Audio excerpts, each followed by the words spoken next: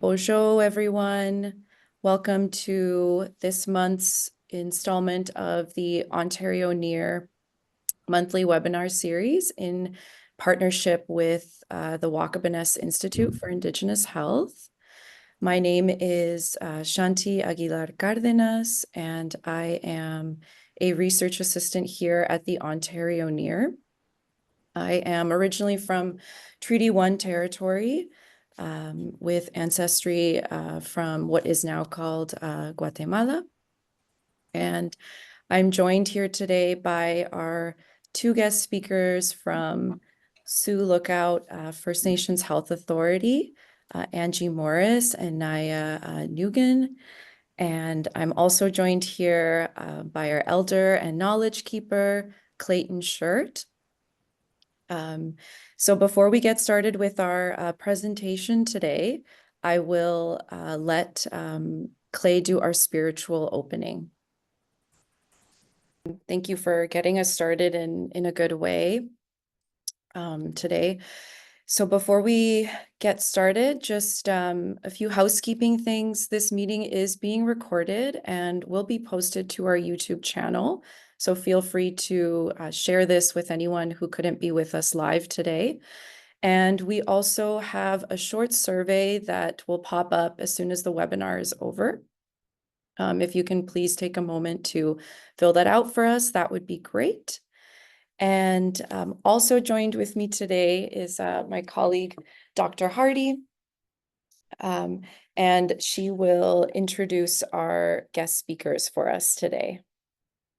Masicho Clay, thank you very much. And thank you everyone for joining us today. It's my pleasure to welcome Nghia Nguyen and Angie Morris to join us. Robert Smith here at the Dalhousie School of Public Health had recommended that we invite them to come and speak today and share their excellent work with us. So I'm very excited. It was a long time coming, so I'm very excited to have them here today. They're going to present today on approaches to community well-being, Anishininiiwug Ajimoowin Animisewiinan, mental health and substance use report. And just a little bit about each of our speakers today. Angie Morris is Anishinaaw from Muskrat Dam First Nation Treaty 9, where she was born and raised. She grew up in a small First Nations community with robust forests surrounded by lakes and rivers. Angie also grew up learning how to utilize and harvest traditional medicines to help her in her healing work with the communities she works with. She also lives and practices her traditional lifestyle of harvesting and preparing wild game to help sustain her family. She currently works as the mental wellness lead with Preventing Chronic Diseases program with the Sioux Lookout First Nations Health Authority. Angie has collaborated with different research projects over the 20 years of her working career, ranging from internet communications and technologies, mental health, and public health. She is an original language speaker who values the contributions of research efforts of her area and to her people. Nghia Nguyen has been the epidemiologist for Sioux Lookout First Nations Health Authority since 2021. Prior to that, he worked as a faculty researcher at the University of Waterloo Center for Population Health Impact. Before moving to Canada, he worked for the New York State Department of Health as a research specialist and the University of North Carolina at Chapel Hill as an epidemiologist at monitoring and evaluation. Nghia has had a medical background and worked as a medical doctor specialized in obstetrics and gynecology in Vietnam for more than 10 years. He graduated with a PhD degree in epidemiology at the University of North Carolina at Chapel Hill in the United States. He has skills and experiences in epidemiology and biostatistics from methodology to practical public health issues, especially with study design, data collection, tool development, data management, analysis, interpretation, and reporting. Thank you very much, both of you, for joining us today. And I'm just going to hand it right over to you. Language.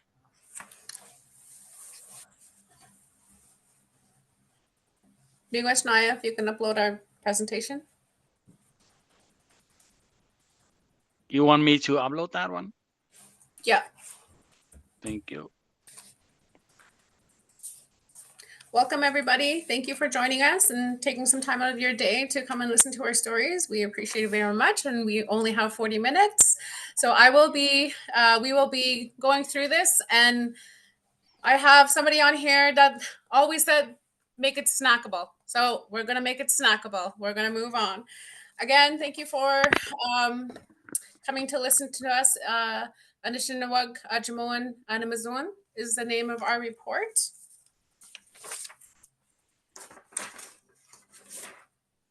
And thank you for the introduction of us. That was very well done. There wasn't a land acknowledgement done at the beginning. Miigwech to Clay, to our elder guiding us through. We acknowledge that the Sioux Lookout First Nations Health Authority is on the territories of the Lac Sioux First Nation, located with the traditional signatory of Treaty 3. And we also have an office in Thunder Bay, which is traditional territory of the Fort William First Nation. And I invite every one of you to reflect upon, wherever you're joining us from Turtle Island in Ontario, reflect upon the treaty that you are joining us from. And before we move on, this could be hard to hear. The data, I do not know where you are in your journey, but the data we are about to present is hard to hear, but it is necessary. So take care of your spirit if you need to leave. As you have heard, it is being recorded and will be uploaded on YouTube. So I encourage you, take care of your heart, take care of your spirit, take care of your mind. And we're here, and thank you for joining us. So here we have mental wellness. You can read it there, and I'll just highlight, prior to colonization, First Nation societies lived a good life by their own cultures and traditions. Children were loved, nurtured, and cared by the entire community. And there were clear and very valuable roles that were supported that supported a harmonious way of life. And that's from Assembly of First Nations 2015.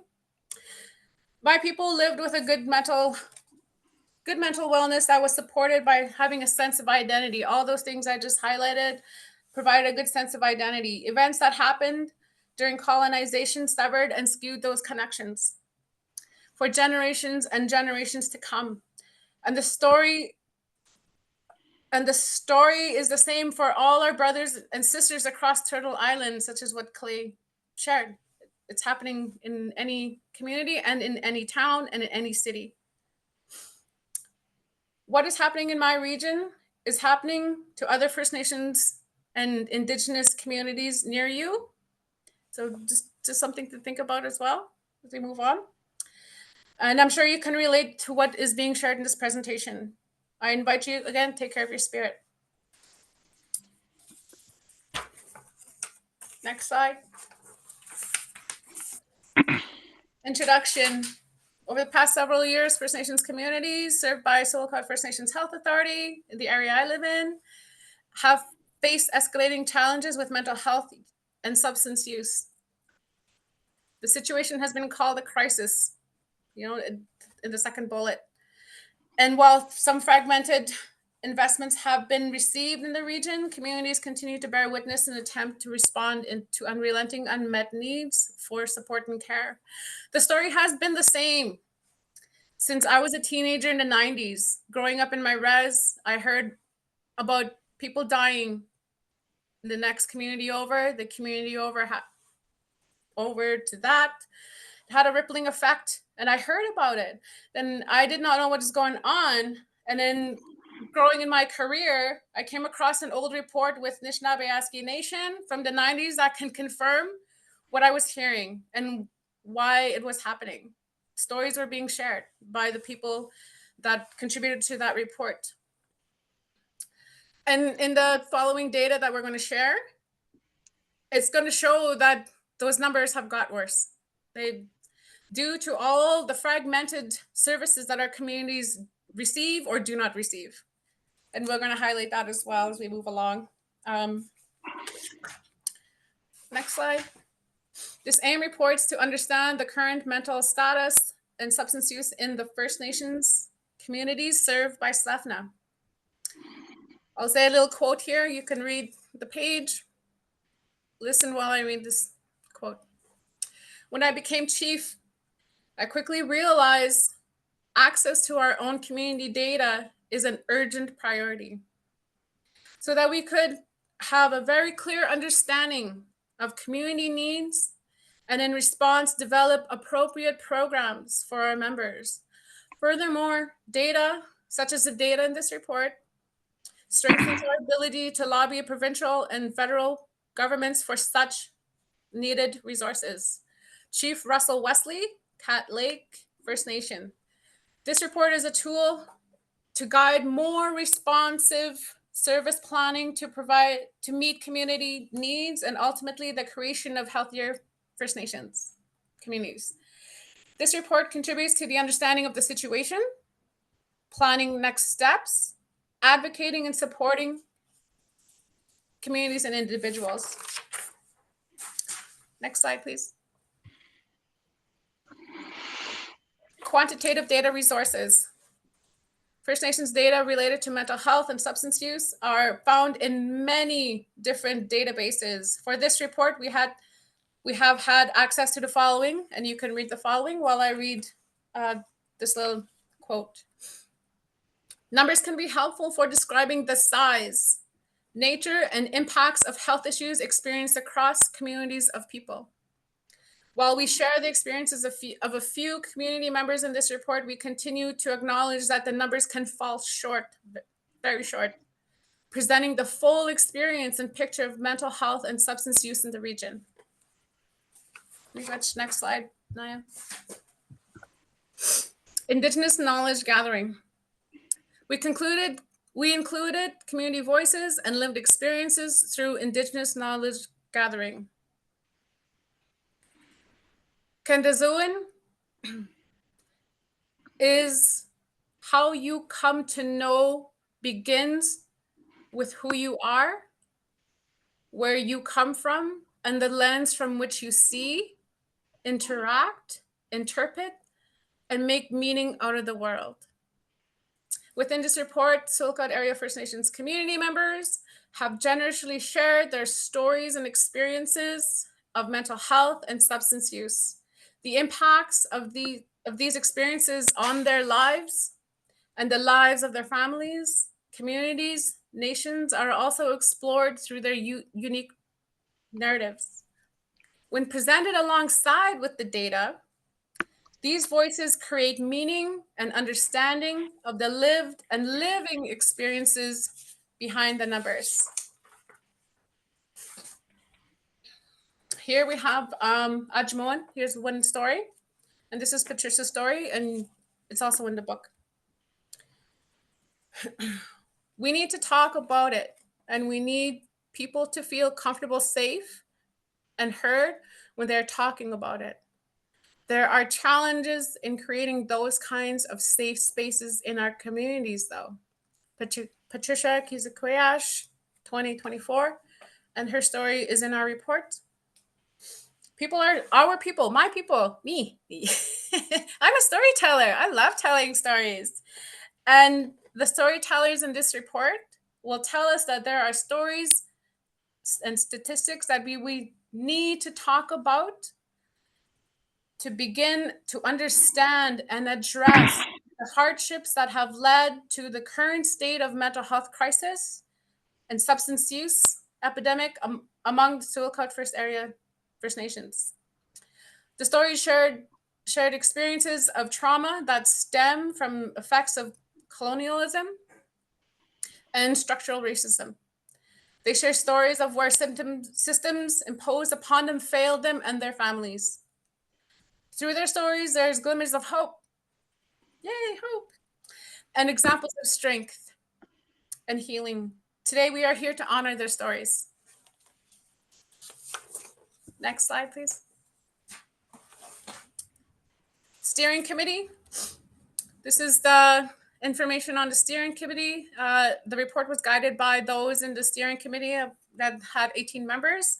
And I started this position 2 years ago. I've been with SLFNA for over 5 years. But when I first started this position, I hit the ground running by being thrown into this committee. And I said, okay, let's do it. Let's do this report. It was an honor. It's still an honor. And I'm carrying that by presenting here today and where I am asked to. Next slide, Naya.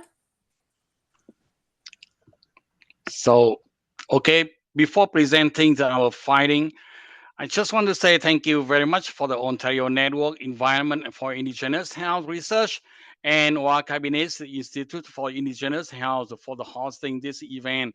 Specifically, thank you so much for the Robert Smith for the introduction to this organization. And for this report, the chief, the tribal council, the health director, the healthcare professional, community member are the main audience for this report. So the ultimate purpose of this report is that every community will see something of themselves in this report. So we start with Sioux Lookout area First Nation community projected population 2021. And projected population in Sleipner catchment area was about 22,000 in 2021, according to the estimation from the Indian registry system. And even for that, this estimation is maybe not very inaccurate, not very accurate because it's many of the babies born has not been registered for the Indian registry system. And so 48%, more than 48% of people were female, 51% of the male, and the population parameters present the pattern of continuing is very young and population growth, and with a relatively balanced sex ratio and longer life expectancy than previous.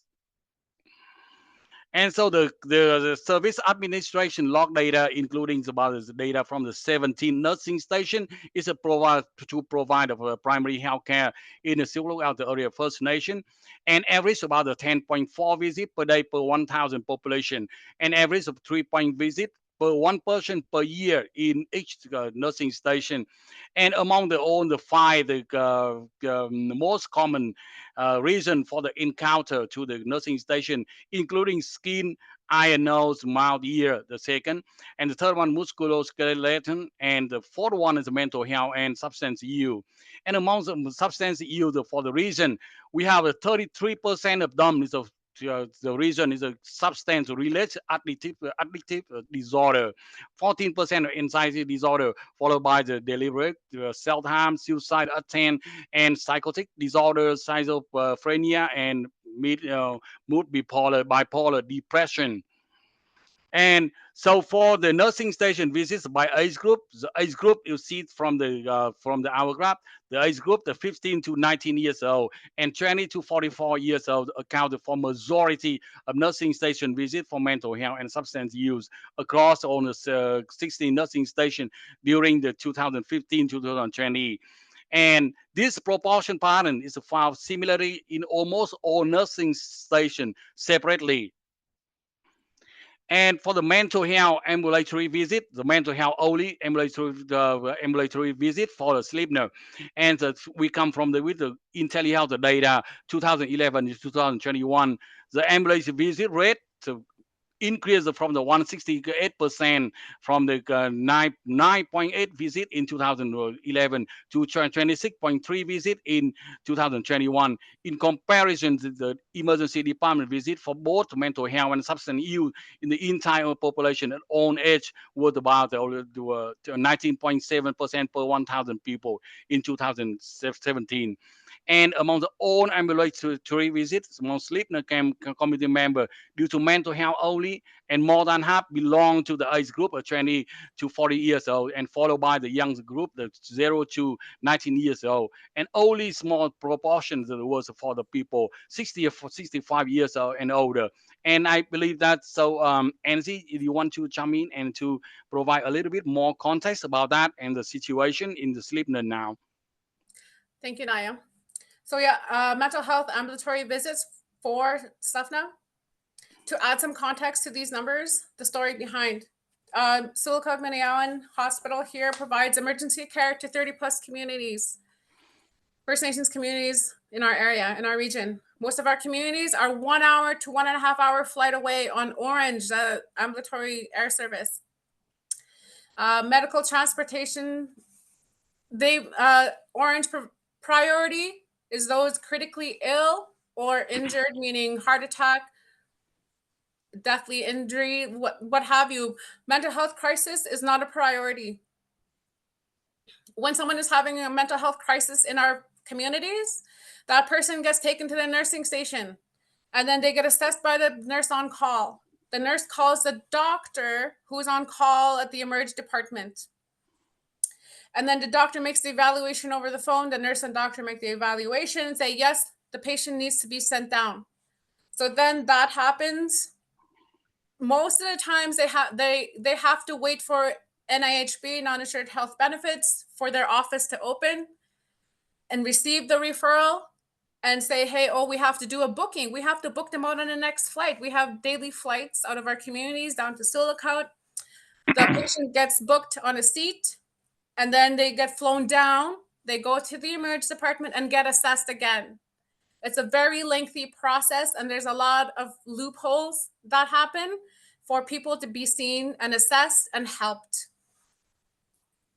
Yeah, thank you. Next So slide. you see the big challenge with our region for our visit, but even for that, the ambulatory visit for the mental health and substance use increases so much, and this increase for the more than 300% from the 18.2 visit in 2011 to 73.2 visit in 2021 per 1,000 people in sleepnet community. And the rate is 3 times more than the rate for both mental health and substance use in the entire Ontario population in 2017.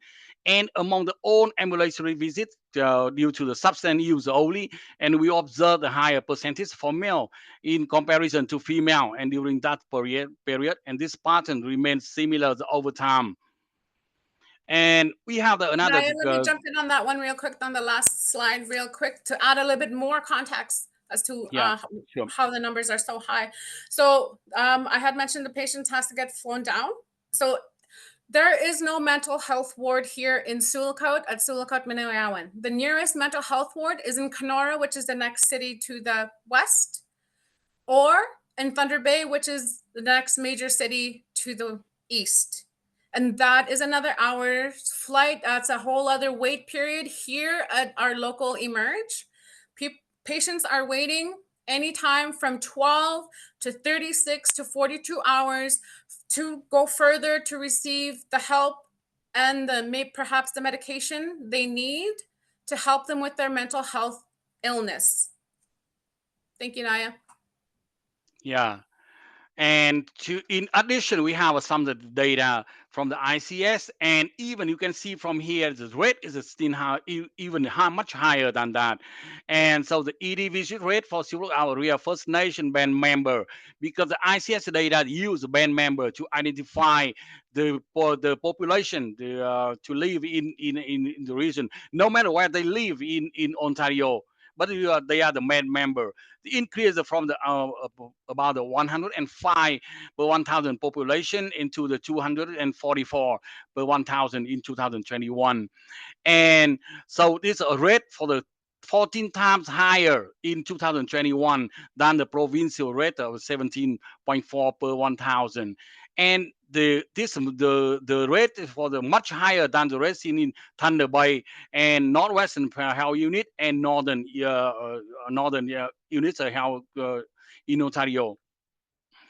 And the ICS data also provide some of the mental health substance use emergency department visit by gender, and also the overall visit for the consistently higher for the male than for female within our Sioux Lookout area First Nation band member. And the rates for the male and female have increased for all year except for 2020 when the rate decline was seen. And so we have some data about the intentional self-injury, mental health, substance use, emergency department visit rate. And this nearly double from the 138 visit per 10,000 population to 269 visit per the 10,000 population in 2021. And it's so much higher than the rate in Ontario was about the only 16.3 per 10,000 population. And the rate is also much higher than in Thunder Bay in Northwestern Health Unit and Northern Health Units in Ontario. And by the gender, the female visit have been consistently the more frequent than male visit in own year. And so here is about the data for the hospitalization rate due to the mental health and substance use. And it is here, the rate is increased from 16.2 to 31.5 per 1,000 in 2021, and much higher than Ontario rate of the 5.2. And it's also the very much higher than the rate seen in Thunder Bay and Northwestern Health Unit and other health unit in Ontario. And so for the hospitalization, the female rate is higher than the male rate in all year group. And so we just want to leave for this presentation, continue with the Angie about the unnatural death. Again, please keep in mind, hold on to your spirit. Some of the words that you're going to hear and some of the words that you're going to read are hard to hear. And I encourage you to take care of your spirit. Thank you, Nghia. Unnatural deaths data in Sioux Lookout area First Nations. The Office Coroner of Ontario provided the research team with data of 2,851 unnatural deaths from January 2011 to December 21, who either had the residence location or died within the Thunder Bay District Health Unit or Northwestern Health Unit catchment area. The data, the data does not only have, we have a lot of community members living in Sioux Lookout, in Thunder Bay, in Dryden, in Winnipeg, in Kenora. We have off-reserve community members living in these cities and towns. So we did our best to gather that data as well. And how that was done, I don't know. But it was done. We have an excellent team. The data could be underestimated because some deaths from the Slackna communities could occur in other locations, what I just highlighted, what I just said. One of the things at the bottom there is after recategorization, among 404 deaths, we found 53 deaths in relation to substance use. And that was from 2011 and 2021. It's 2024 and we are approaching 2025, and I already know that those numbers are higher. That is the reality and the alarming rate that we are living in. Next. A natural death data in Sioux Lookout area First Nations. The average unnatural death rate of residents throughout the period of 2011 to 2021 in the Slackna catchment area was 1.6 per 1,000 people at any age. It did not discriminate. In comparison to the average unnatural death rate of the Ontario population was 0.5 per 1,000 people at any age during 2011 and 2019. That's a big difference. Angie, I'm so sorry to interrupt. I don't know if you've hit something on your end. There seems to be some feedback when you're speaking. I don't know if you're hearing that. It's like a robotic. It's probably my son's fan. We're gonna have to live with it. It's part of how we. No, no problem. Okay. Yeah. So he lives with autism and he needs stimulation to help him.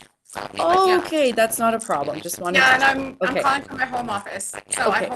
I hope that. Yeah, no, we can still hear you.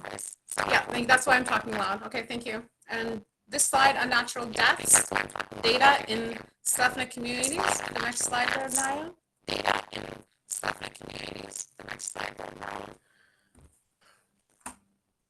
Looking at the column in red, look at the numbers. All unnatural deaths were investigated with factors related to each death being determined. We have substance use, alcohol and drug, asphyxia, drowning, falling, fire, hypothermia, shooting, sudden unexpected death in infancy, trauma, all sorts of trauma. But look at the numbers. Those are high. I'm sorry if that's pretty shocking.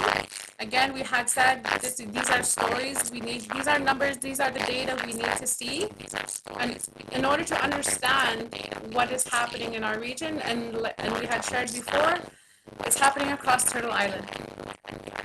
Again, take care of your spirit. We can get through this. We're almost there.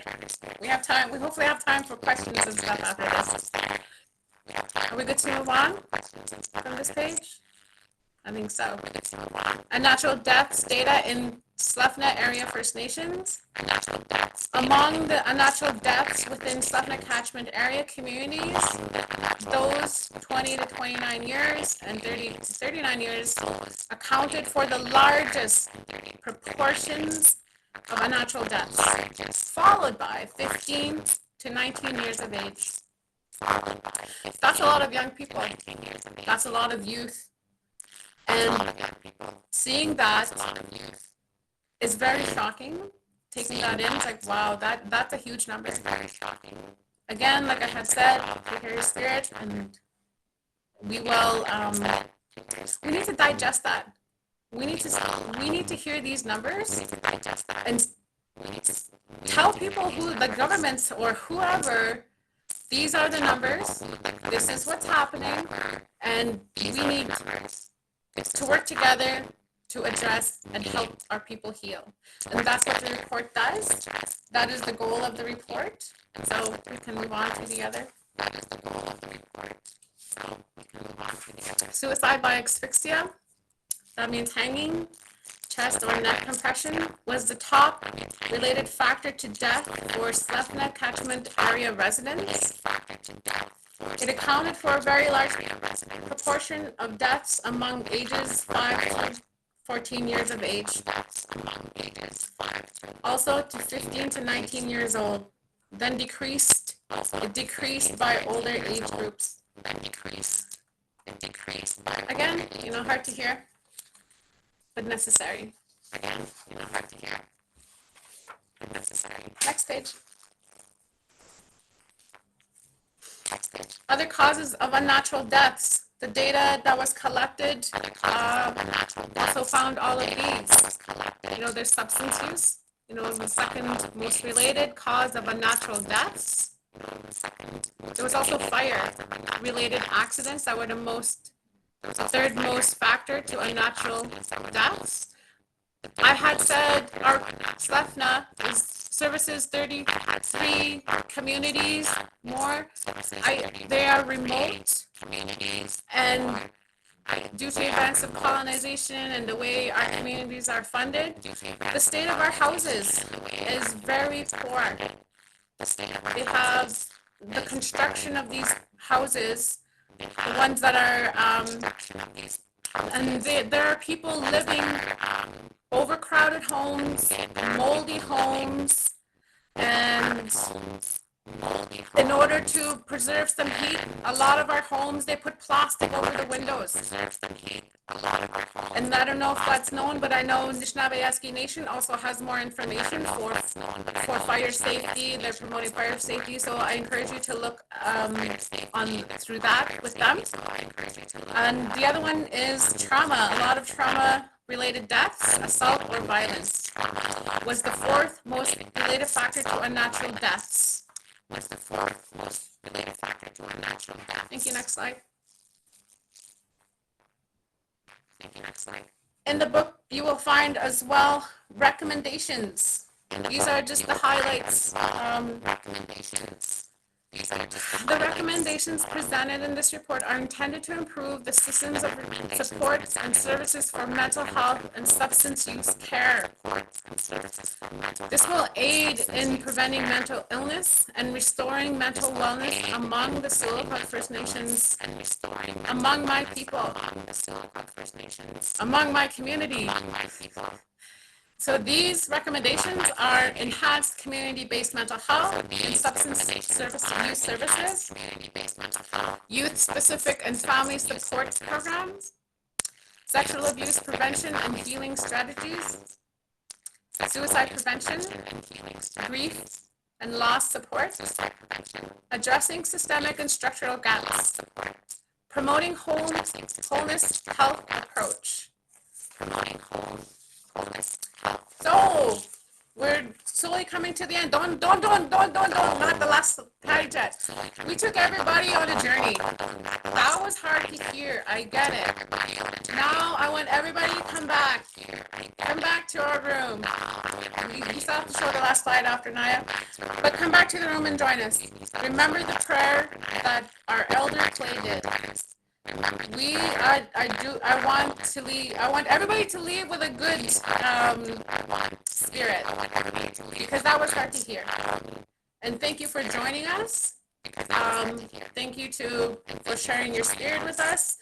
And please continue. Please include us in your prayers. You know, we would appreciate the support. Nghia, can you show the last slide? There's a QR code to our report. You're welcome to take a picture of it. So Miigwech, there's also an email there for you to contact us. You can take a picture of it, but it was also included in the Eventbrite link that we just did.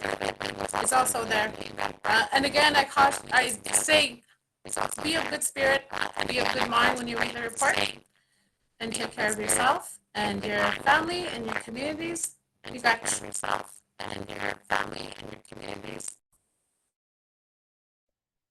Miigwech, Angie, and Nghia. We do have some time for questions, so I will open it up to the audience. We have the Q&A feature here, so you can type in any questions. If you would prefer to speak, I can also give you speaking permission. You just have to raise your hand. So we'll give it a moment or two if folks have any questions for you guys.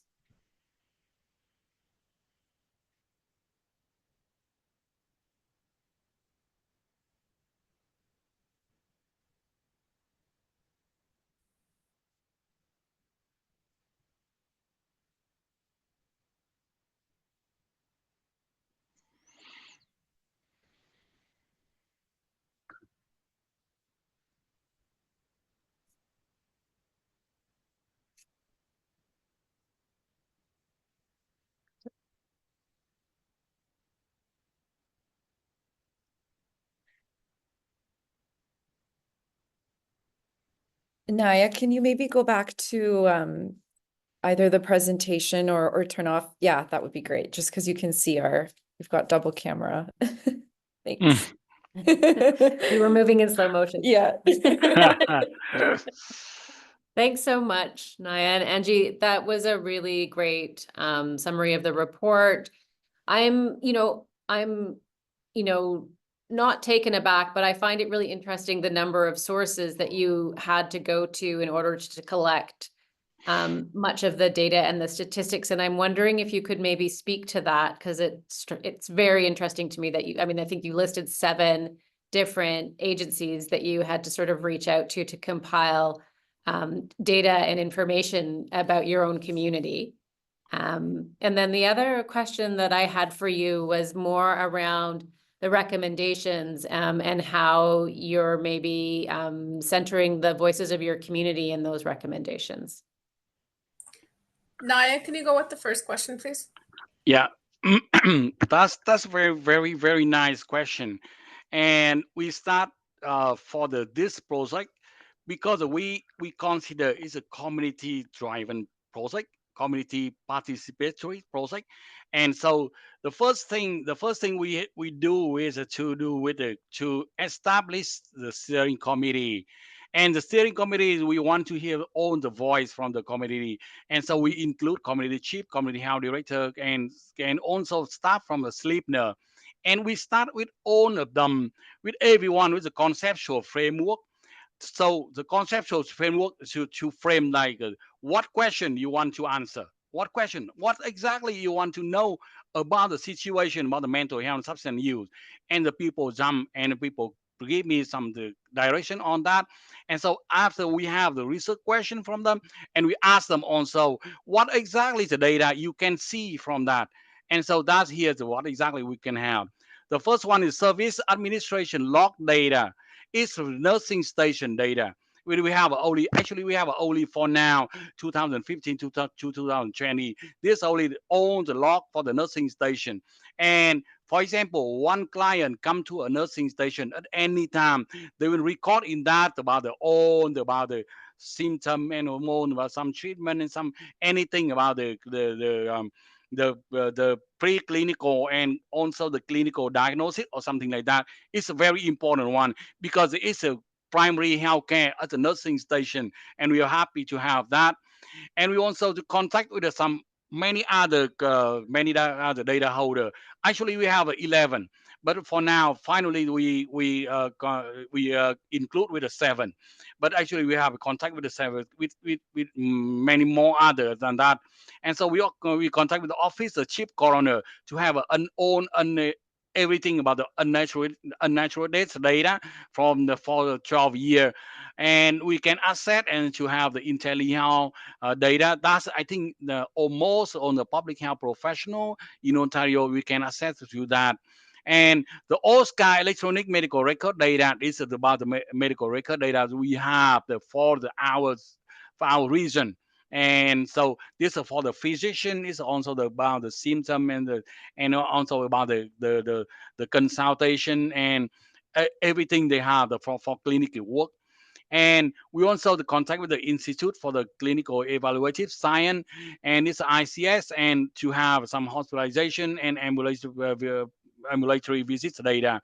The key thing for the ICS data is that they can link to the Indian registry system, and so they identify the population for the research is a people with a band member. So we provide them with a band member, and then they identify the people with that. And so no matter where the people are living in, even the band members are living now in Thunder Bay, in Ottawa or somewhere, it counts in here. And it's different with some other with IntelliHealth, because the IntelliHealth count on for the people with a subdivision and also for the postal code. And also we contact with the Nodine Mental Health and Non-Hope for the service data. And the second question is to you, Angie.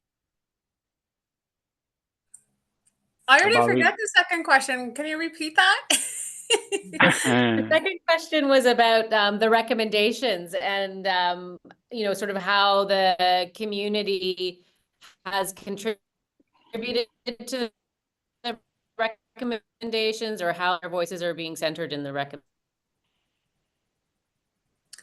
It was done through the committee. We had the committee members were from different communities.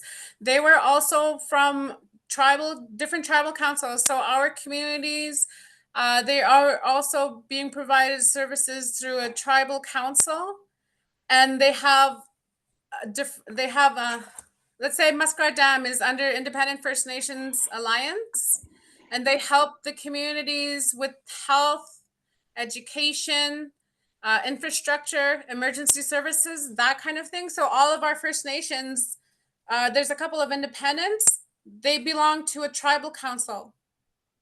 And so we had one member from each tribal council contributing, going back.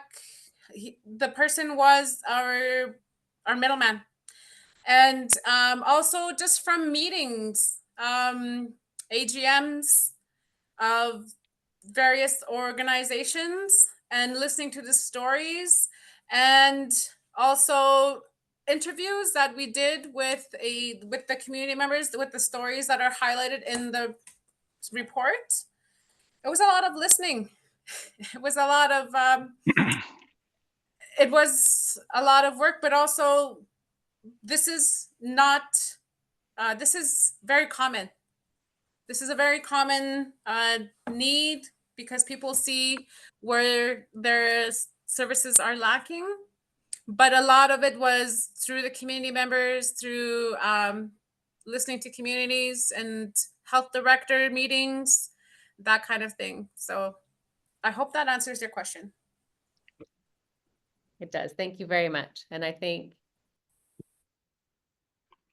I just want to add some more, like the actual action after after this report. The first one is in August, they declared about the public health state of emergency regarding the mental health and substance use in all the region, in all the community. And in May in this year, and so the mental health task force established in for the sleeper. And also we are